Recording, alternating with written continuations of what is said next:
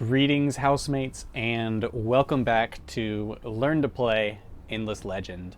These are the necrophage, and this is another step towards building an awesome city. So if you have any questions about districts and boroughs, we're going to cover them as this little series continues. So what's going on here? I have turned off that stuff. Let's look. So we're about to build this district on top of this earth tower. Note that districts don't destroy anomalies or do anything except for their normal district-y behavior of reducing approval by 10 and reducing food by 1. And it's especially good if you can put them on a tile that doesn't naturally produce food anyway, like this one, because then you don't even lose anything. And of course, it's even easier to achieve that with the agricultural weakness of this particular race. Like, I'm not losing any food by building a district here because I only get +1 anyway. Or it only gives 1. And I'm agriculturally challenged, so it actually gets 0 right off the bat. Now, when I build a burrow here, I'll actually lose some food, which could suggest building an altar or a museum there might actually net you something, because the altar and museum doesn't reduce food or approval like the other districts, which makes when you build things like this actually a sneaky way to optimize your game plan. So what's up? This thing's about to finish, and I wanted you to see it in action. So once again, we built in a straight line to acquire 3 new tiles every time we build a district. So that maximizes how much we're exploiting, right? If we built 2 and 1 here, we only would have exploited 2 new hexes instead of 3. So every time we built out, our first city center, of course, exploits 6, the next one 3 more, the next one 3 more. But now our strategy changes. We want to, as quickly as possible, move towards getting level 2 districts. The question is, how do we go about this? All right, Borough Streets was completed. I know that. They want us to activate some of our boosters. We'll take a look. So what's up now? Our approval is still happy, even though it's down to 60 from 70. Happy is good. 50 is content. I think anything less than 60 is content.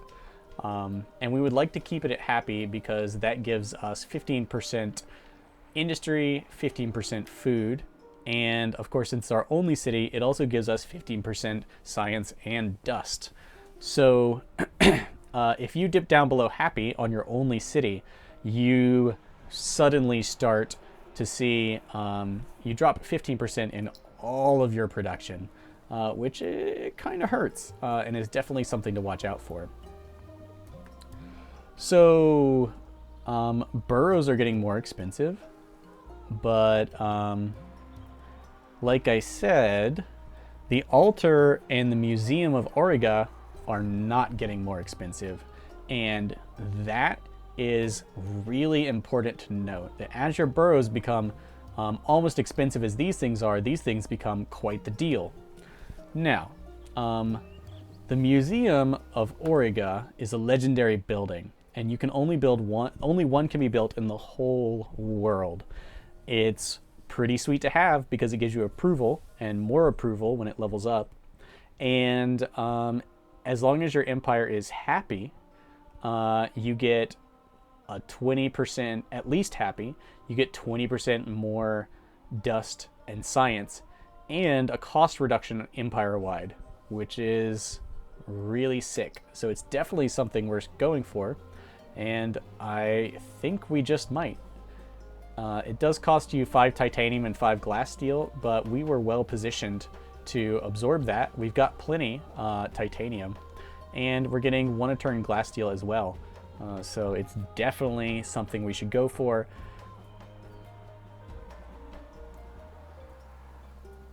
Also, So the altar of Auriga we can't build because if you know at the bottom of the tooltip, it's got 10 yin-yang. The yin-yang symbol is the pearl symbol. Auriga pearls, you can see a description by hovering here. A pure outgrowth of Auriga, they distill the living essence of the planet, both powerful and beautiful. They can be put to many wonderful purposes. True. The altar of Auriga requires 10 pearls to be built. Once you've built it, you gain access to a number of boons you can unlock, which require pearls, and it also requires winter to have come. The first most inner ring are cheapest and require only 1 winter to have passed, and then there's a middle tier that requires the second winter to at least have come.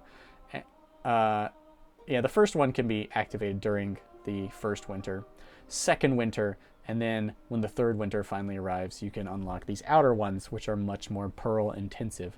Gathering pearls can be a pain unless you have people that are pearl immune. You can do some cool stuff there. We'll talk about that later. The important thing is we can build a district for only 150 industry. That would take us 3 turns. It'll take us that long to build this settler. So you can get a really cheap and fast district during the first winter as long as you pick up a couple pearls. Here's my plan. I'm going to go for the museum right now, and I'm going to build it here. Why here, you say?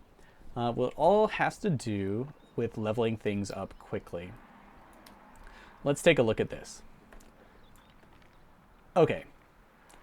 For which of these tiles is going to hit level 2? What can I cause to hit level 2 fastest?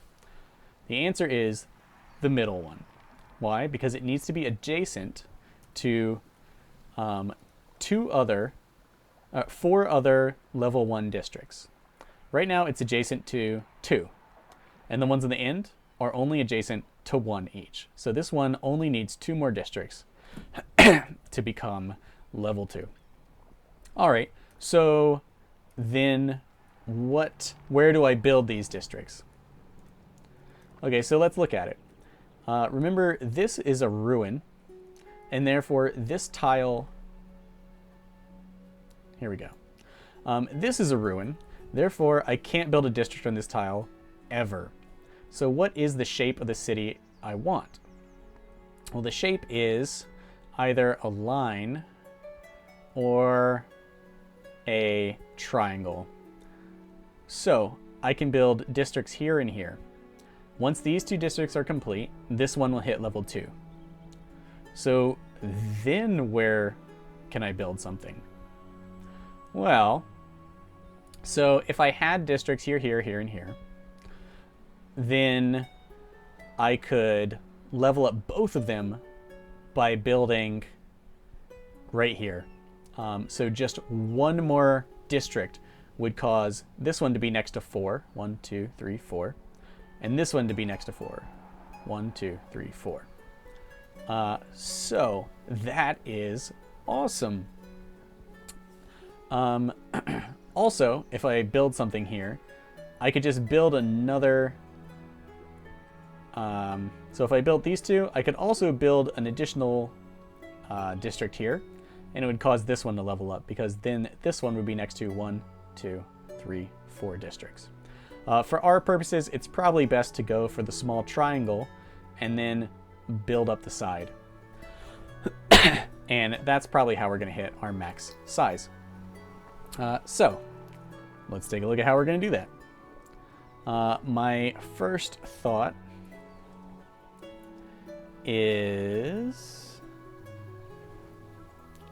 that I should, you know how I said building a burrow on a tile that already doesn't produce food is most efficient? I should probably build the museum here, a burrow here, and then I can build the altar, which also doesn't penalize my food supply, right here to cap it off. And remember, the altar builds really fast because it's only 150 industry. That's half the time the burrow's going to take to build, and like less than a third the time that the museum is going to take to build. And of course, by the time the museum and the borough are done, 21 turns from now, it is definitely going to be winter, and I should have had some time to collect pearls. So that is my ingenious plan to build the perfect little triangle. And I'll have another video here to update you on the progress as things pan out. But that's it for now. Thanks for watching. I hope you're starting to get the idea of how to efficiently build districts and cities, and you can really appreciate the intricacies they've gone through in creating these unique districts. Also, someone unlocked Era 2 technology. We will soon. One more technology for us. And we now can start vying for these new legendary deeds, which include every era includes a legendary building, and man would we love to have this one. You need 25, it gives you 25 industry per level on this thing, and it reduces district cost across the empire by 20%. This is fantastic for us, as there's nothing we want more to have more districts and more industry. But it also is incredibly industrially expensive.